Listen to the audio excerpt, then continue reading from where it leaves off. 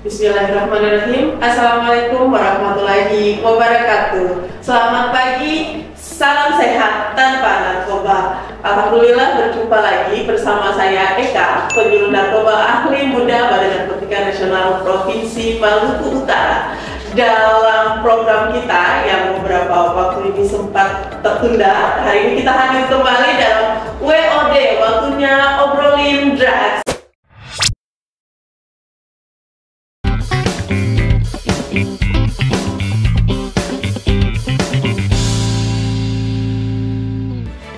Dan dalam tema kita kali ini menyambut kemerdekaan Republik Indonesia ke-79, yaitu peran tokoh masyarakat dalam upaya pencegahan dan pemberantasan penyalahgunaan dan peredaran gelap narkotika di Provinsi Maluku Utara. Baik, telah hadir bersama saya saat ini di studio kita narasumber yang begitu kami hormati, yang kami sapa dengan hormat, Bapak Haji Mahmud Julkiram SAG MSI, atau yang biasa disapa Ustadz Mudi. Ya, Ustadz Mudi gitu ya. Biar lebih akrab panggilannya Ustadz Mudi aja, Ustadz. Ya, boleh. Ya. Dan Ustadz ini juga saat ini hadir bersama kita sebagai Jogugu Kesultanan Ternate, gitu ya Ustadz ya.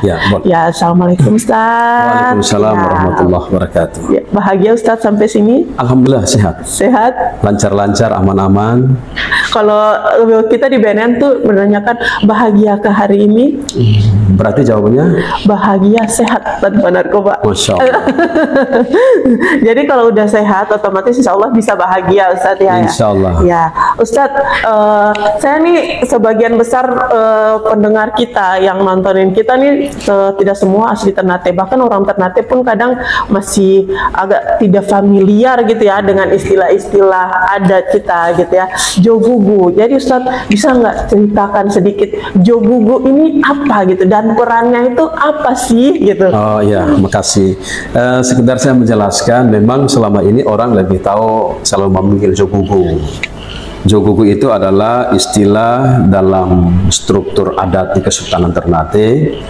Jogugu artinya Perdana Menteri kalau di bahasa Indonesiakan. Jadi tugas orang Jogugu itu adalah melaksanakan pemerintahan yang ada di Kesultanan Ternate.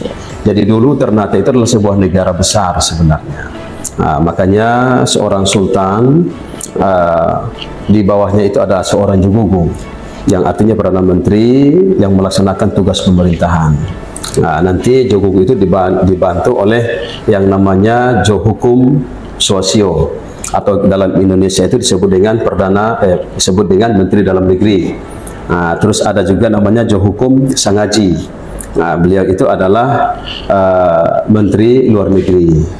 Nah, nanti di sampingnya itu ada Kapitalau. Kalau kita istilah sekarang adalah Panglima Tertinggi Angkatan Bersenjata. Wah. Nah, terus nanti ada Tulilamo. Itu artinya Menteri Sekretaris Negara. Nah, kalau dalam sebuah negara itu adalah eksekutif. Ya, setelah di presiden ada namanya eksekutif, ya itulah Komisi Ngaruha tadi. Yang di dalamnya ada Jogugu, terus Hukum Swasio, Johukum Sangaji, Tulilamo, dan Kapitalau. Ya, seperti itu singkatnya. Iya, saya juga akhirnya baru tahu dan paham. Padahal asli Ternate, asli Tidore saya nih, tapi akhirnya baru tahu lagi tentang kearifan lokal, tentang adat istiadat kita. Mungkin inilah salah satu kendala kita saat ini remaja. Bahkan bahasa daerah pun ya sebagian besar generasi saat ini tuh mulai jauh dari bahasa daerah kita. Ada yang tahu, ada yang kurang tahu. Nah, dan saat ini tuh informasi baru bahwa Jogugu itu adalah Perdana Menterinya Kesultanan. Ya, benar. Ya, jadi seru banget nih hari ini kita kedatangan Perdana Menteri, Perdana Menteri Kesultanan Ternate, ya, sebagai tokoh masyarakat, sebagai tokoh agama, dan juga yang tidak kalah penting sebagai penggiat anti narkoba gitu ya. Dan saat ini juga berperan sebagai praktisi dalam upaya P4Gen gitu ya, Ustaz ya. Nah, kita balik lagi nih Ustaz, dalam semarak kemerdekaan nih, semarak kemerdekaan.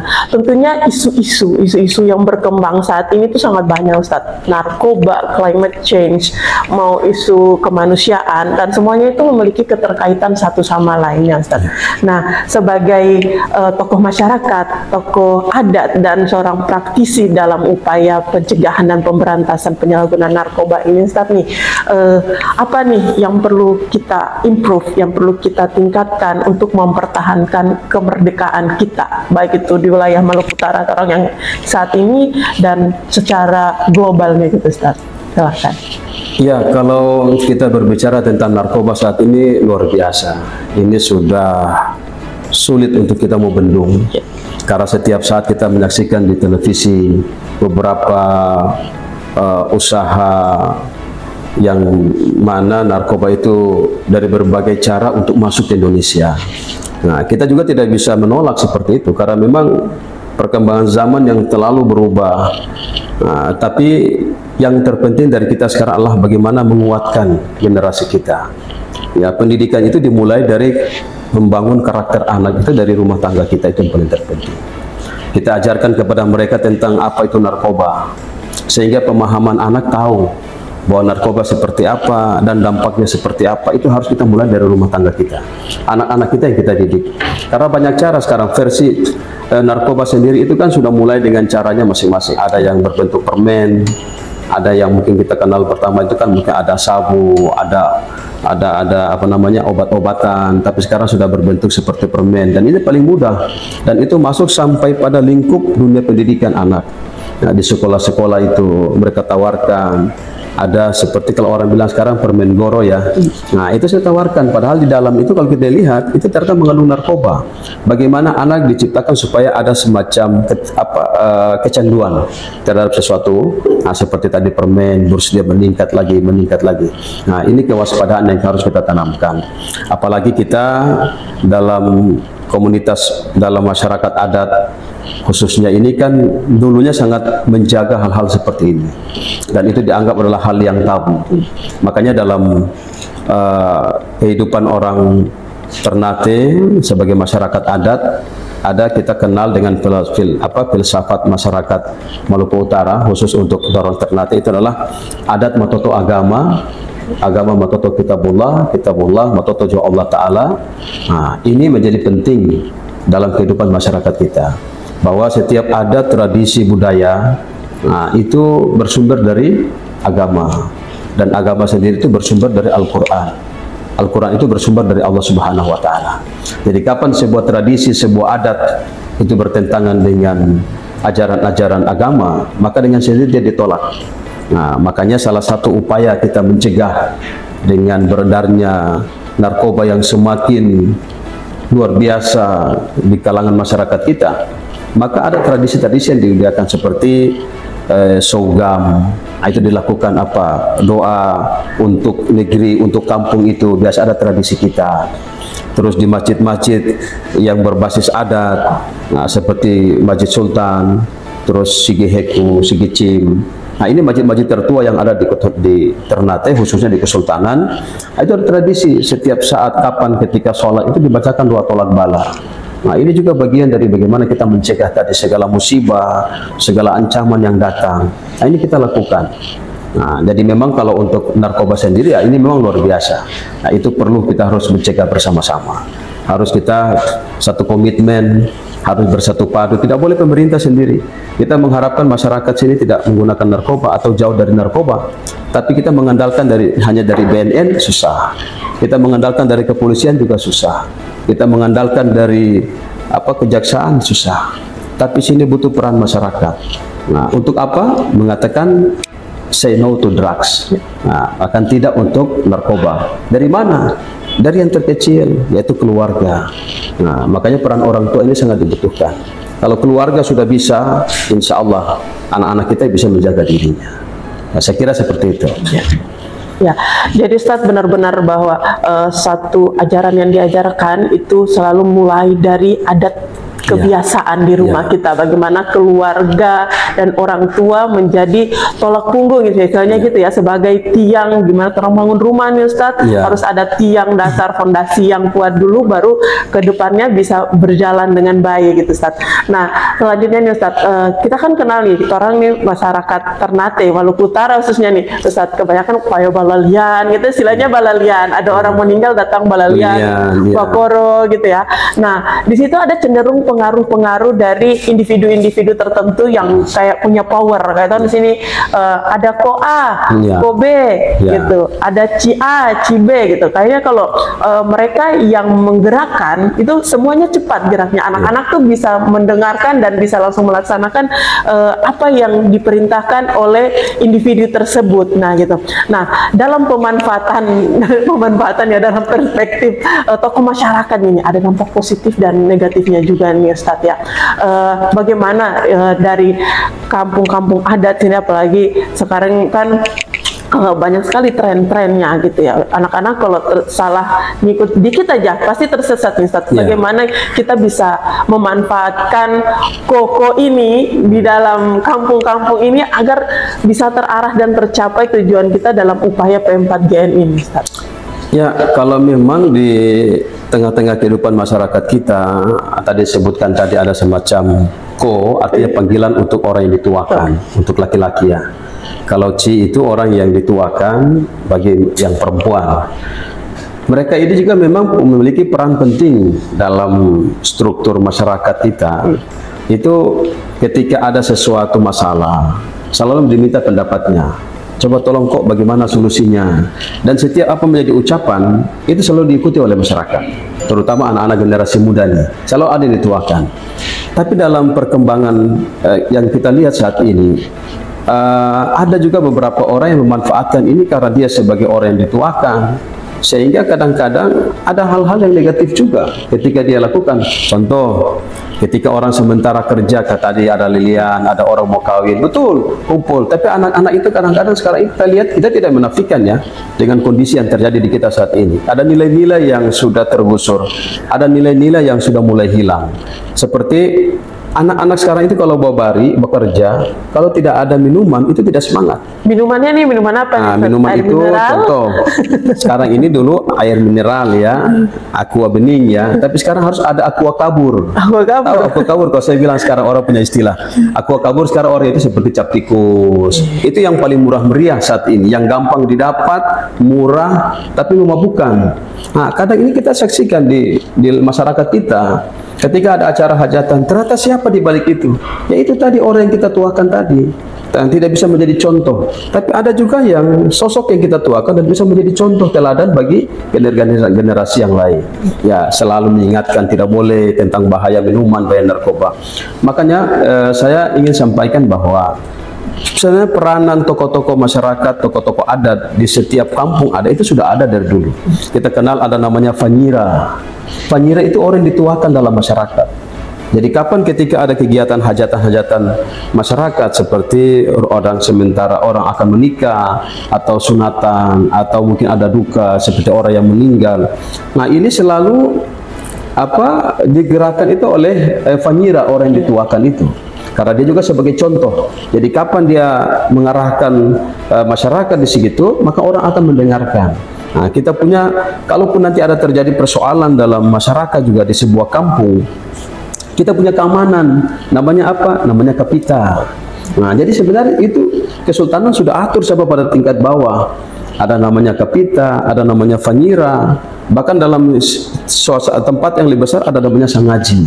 Nah, sangaji itu sebagai perwakilan sultan yang ada di wilayah-wilayah kesultanan tadi, yang bertugas apa? Menata kehidupan masyarakat dalam hal apa? Ya, kebutuhan hajat masyarakat.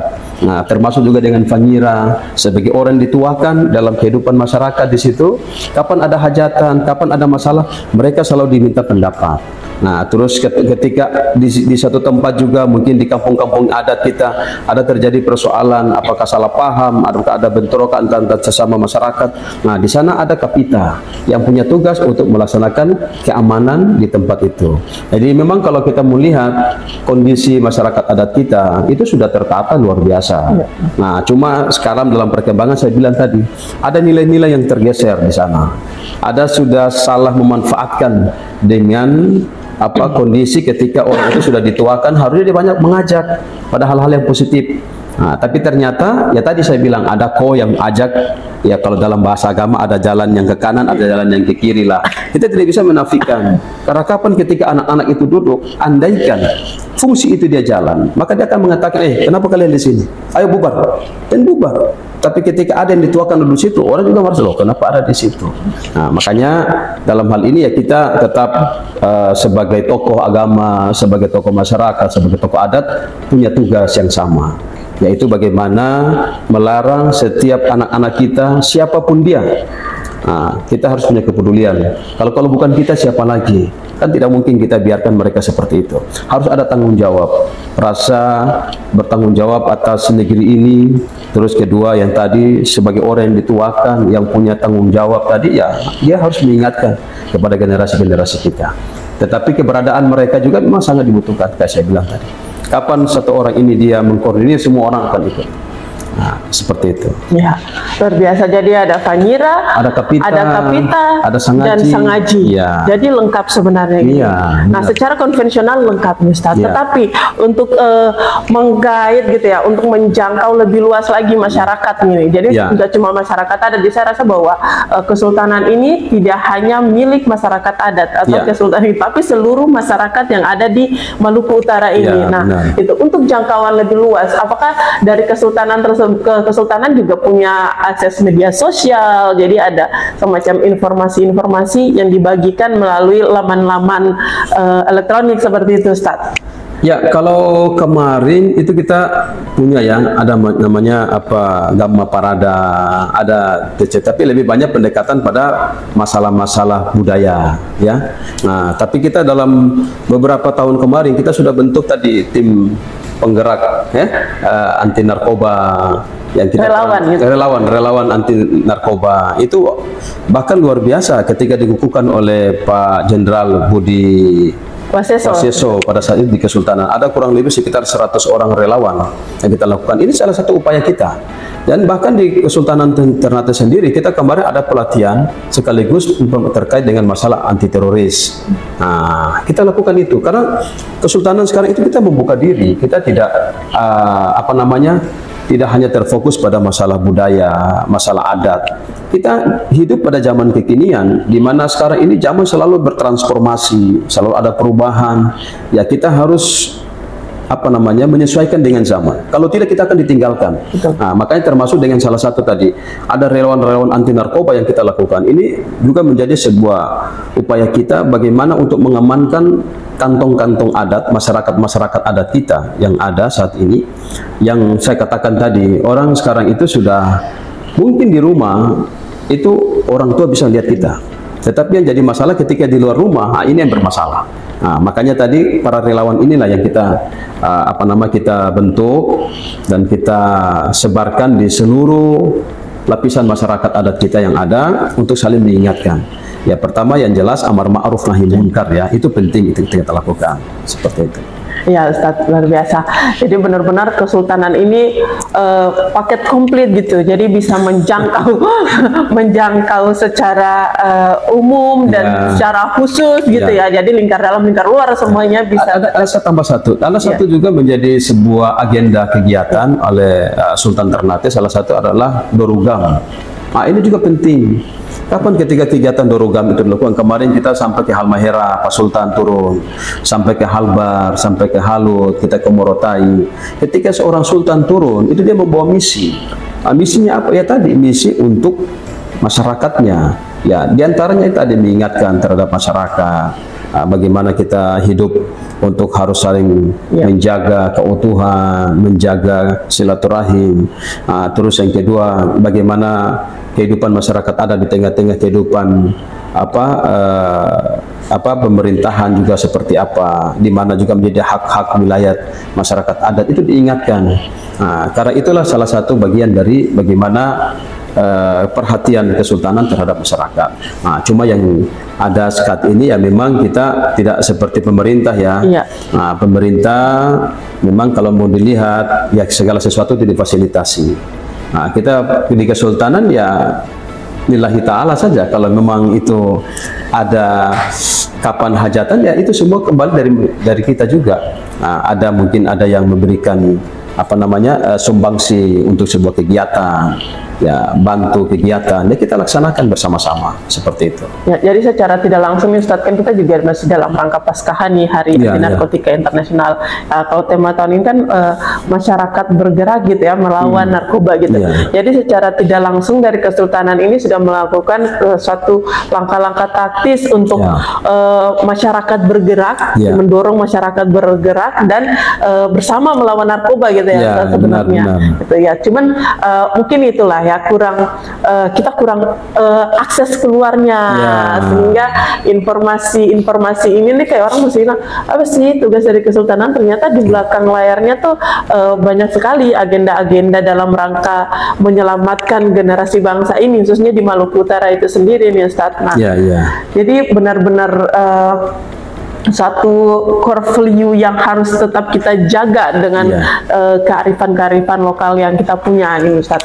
Nah, yang terakhir nih Ustadz, yang terakhir jadi seru tapi udah paket komplit semua gitu ya, di tengah hiruk pikuknya modernisasi Ustadz. Jadi kan semua ini sekarang serba modern Ustadz, laki-laki jadi perempuan, perempuan jadi laki-laki, banyak ya rokok-rokok tertentu udah bisa diakses dengan mudah dan bentuk-bentuk narkotika yang disuplai dan dibikin dalam bentuk segala sehingga terkamuflase lah bahwa itu tuh narkotika gitu. Di anak-anak tuh gampang sekali untuk terperdaya gitu ya Ustaz. Nah, ditambah juga media sosial yang diakses sangat luas gitu ya. Nah, saya hanya ingin mendengarkan gitu ya nasihat bijak, mumpung yang hadir di sini adalah Jogugu Kesultanan, seorang Perdana Menteri ya. Saya pengen minta gitu ya, minta tolong gitu lah, nasihat bijaknya kepada seluruh generasi Maluku Utara dan generasi Indonesia gitu ya, yang menjadi core value dari kearifan lokal dalam rangka mendukung kita Indonesia bersinar, Maluku Utara bersih narkoba gitu. Silahkan. Iya, kalau pesan-pesan bijak dari saya selaku Jogugu Kesultanan Ternate terkait dengan masalah narkoba ini luar biasa. Tidak ada orang yang kecanduan narkoba berakhir dengan kebahagiaan, itu yang pertama. Dan sesuatu yang pasti, orang yang mengalami kecanduan narkoba itu berujung pada kematian. Nah, orang bijak negeri ini pernah berpesan. Mereka katakan, ajali fotuda-tuda, sonne fumawaru'ua. Jadi ajal itu kita bawa-bawa, tapi kita tidak pernah tahu kapan kematian itu datang menjemput kita. Artinya, setiap kematian itu sesuatu yang pasti, tapi berakhirlah dengan husnul khatimah, sesuatu yang baik. Tapi orang yang narkoba, ketika dia mengalami kecanduan, ketergantungan yang luar biasa, tentu ketika dia mengakhiri kematian itu bukan sesuatu yang baik, pasti su'ul khatimah. Itu yang kita takutkan. Takdir orang sudah ditentukan oleh Allah, tetapi kita mempercepat proses takdir itu dengan apa? Dengan menggunakan narkoba. Narkoba tidak pernah menjanjikan kebahagiaan. Kalaupun itu coba kebahagiaan, itu sesuatu yang sesaat. Kapan ketika dia menggunakan, maka dia akan merasa senang. Dia merasa seakan-akan dia telah selesai dari semua persoalan kehidupan. Tapi ketika kapan dia selesai, maka dia akan kembali pada persoalan yang sama, dan dia akan berputar seperti itu, maka dia tidak akan pernah mendapatkan kebahagiaan. Orang yang selalu menggunakan narkoba, dia harus berpikir di samping, di belakang dia ada siapa. Mungkin ada orang tuanya, mungkin ada saudaranya, mungkin ada istri, mungkin ada suami, mungkin ada anak. Yang andaikan kan dia lakukan itu, maka dia akan meninggalkan sebuah kesedihan yang luar biasa, dan pastinya sebuah aib yang besar yang dia tinggalkan. Nah, makanya sebagai tokoh adat, saya ingin menyampaikan kepada masyarakat kita, jangan pernah sekali-kali mendekati narkoba, apalagi sampai menggunakan narkoba. Karena apapun alasannya, narkoba tidak akan pernah mendatangkan kebahagiaan. Apapun alasannya, narkoba justru akan membuat hidup kita sengsara. Nah, jadi saya bilang tadi, ajali fotuda-tuda sonde fumawaru'ua. Ajal itu kita bawa-bawa, tapi kita tidak pernah tahu kapan kematian itu datang menjemput kita. Maka jadikanlah ketika kematian datang menjemput itu membawa pada husnul khatimah, jangan menjadi seorang yang su'ul khatimah. Saya kira seperti itu. Ya, terima kasih, luar biasa sekali Ustadz. Waktunya sudah sini, saya juga dapat pencerahan baru, nilai-nilai daripada kearifan lokal kita yang begitu tinggi gitu ya, syarat akan makna agama rohani yang dapat istilahnya gimana ya, menenangkan jiwa gitu. Jika kita kembali lagi kepada kitab kita Al-Quran sesuai dengan ajaran gitu ya, maka insya Allah kedepannya tuh dapat berjalan sebagaimana mestinya dengan baik gitu ya Ustadz ya. Terima kasih banyak Ustadz sekali lagi. Syukur loci-loci atau dofu-dofu? Syukur dofu-dofu atas kesediaan waktunya sudah hadir di studio ini. Mengutip Ustadz, saya juga mau mengutip sebuah dalil moron. Masya Allah. Jadi saya belajar dalil moro ini dari zaman SMA. Kebetulan saat itu masih ada pelajaran tentang budaya daerah Maluku Utara. Jadi ini sangat penting sebenarnya Ustadz ya. Jadi dalilnya seperti ini Ustadz, dalil moronya nih. Afadoka kamu ya mote hokomote mododobu ogo uwa tego tomangawa-ngawa. Jadi kalau diartikan nih kepada teman-teman semua, jadi jangan seperti awan, iringan awan, ditiup angin ke sana ikut, ditiup angin ke sini ikut, akhirnya hanya melayang-layang di angkasa. Nah, jadi kenali diri Anda, tanamkan kepercayaan diri yang kuat, kemudian jadilah pribadi yang tangguh dengan berpendirian teguh guna mewujudkan diri sebagai generasi emas, generasi bebas narkoba. Terima kasih, saya Eka, penyuluh narkoba ahli muda BNNP Maluku Utara. Salam sehat tanpa narkoba. Salam kemerdekaan.